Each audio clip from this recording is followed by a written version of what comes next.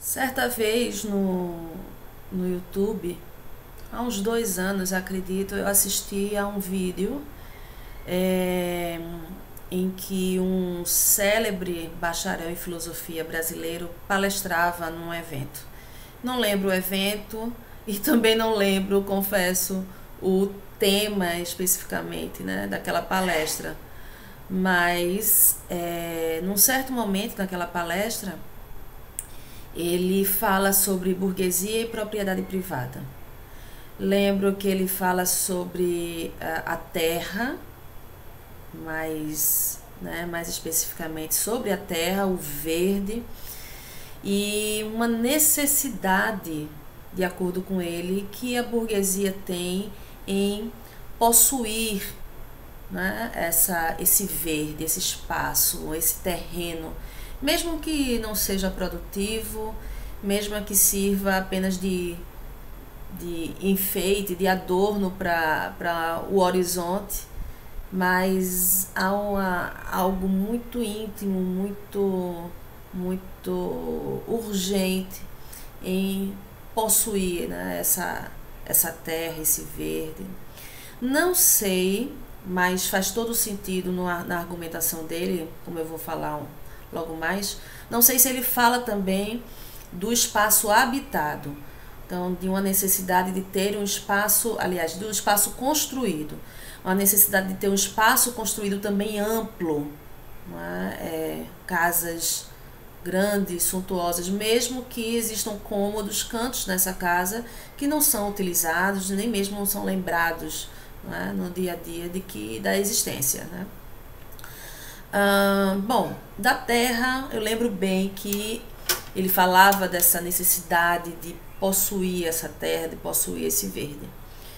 E aqui ele atribui essa suposta necessidade, esse suposto desejo, fetiche mesmo, né, na forma como ele falava.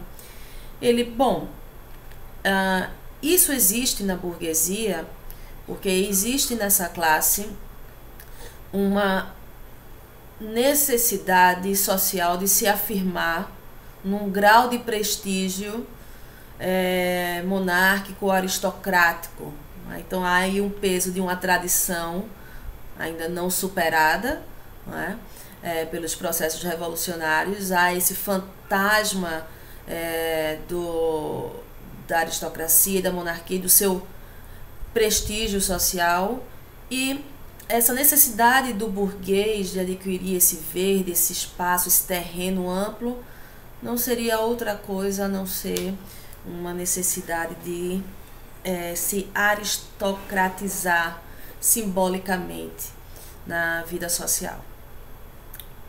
Aquilo me marcou muito, né? Essa argumentação, essa fala, essa opinião, que se trata de uma opinião, uma reflexão dele, me marcou muito, é tanto que eu não lembro do evento, não lembro do tema da palestra, mas lembro dessa relação causal, né, que ele identifica. Por quê? Bom, primeiro, isso não quer dizer, a minha argumentação aqui não vai de encontro, né, a possibilidade de existir tal urgência por parte de uma burguesia, de uma classe burguesa, né? A própria noção de classe é muito problemática. Isso Max Weber já nos disse lá no início do século XX. Bom, mas usando os termos, usando aqui, né, os elementos do argumento dele. Então, o que eu acho não vai de encontro à possibilidade de que os elementos e a relação causal que ele colocou possam existir, não é? Não vai. O que me incomodou porque, ao trazer apenas esses elementos e essa relação de causa e efeito, ele está, obviamente, se não excluindo outras, que aí ele pode também não excluir outras possibilidades, obviamente, porque ele não tocou, mas dando na ênfase, ele está dando uma maior importância a esse fator, né? Não, mesmo que existam outros, né, elementos aí presentes nessa relação, nessa explicação. E aí me incomodou porque, ora, para mim o aspecto mais interessante dessa relação com o verde, que não é só da burguesia, mas começando pela burguesia, dessa relação, dessa necessidade da posse do verde do terreno, para mim isso ultrapassa questões supostas de relações de classe, de prestígio social, e toca em questões antropológicas, né? Questões anteriores, filosófico-antropológicas, né? Existenciais, do ponto de vista do ser humano, da nossa natureza, né? Que é uma imbricação primeira, íntima e primeira, né? Do nosso próprio existir como ser humano, da própria humanidade com a natureza. Então, quando eu vou falar de cultura em sala de aula, né, e conceituando cultura, né, apresentando as várias acepções da palavra cultura, eu falo sobre essa, do ponto de vista filosófico, né, ainda, de como a produção da cultura, o fato de sermos animais culturais, né, implica na existência de uma natureza que está para além do controle e do entendimento último humano, né, da apreensão última.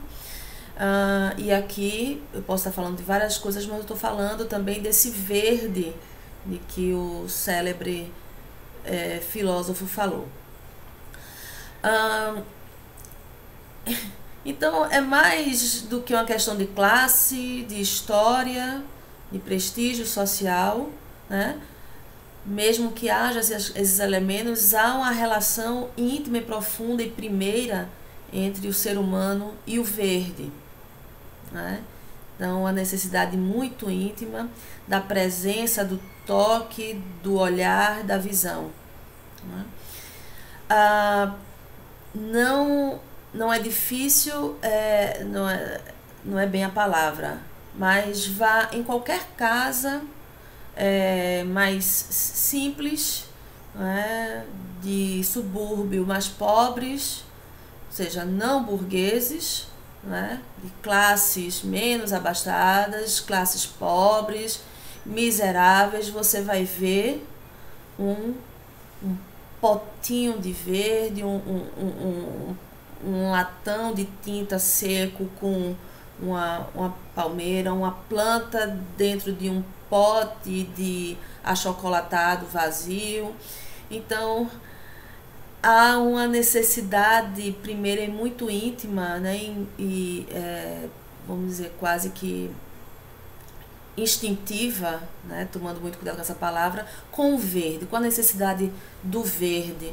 Certa vez eu vi uma pessoa um morador de rua, que se abrigava com um pedaço de plástico, então tudo muito precário, e na arrumação dessa casinha ali, feita com, né, de pedra, uns pedaços de pau e essa lona, debaixo de um sol, aquilo ali embaixo devia estar super quente, tinha na entrada dessa lona, né, uma planta, uns 2, 3 vasos, né? Então,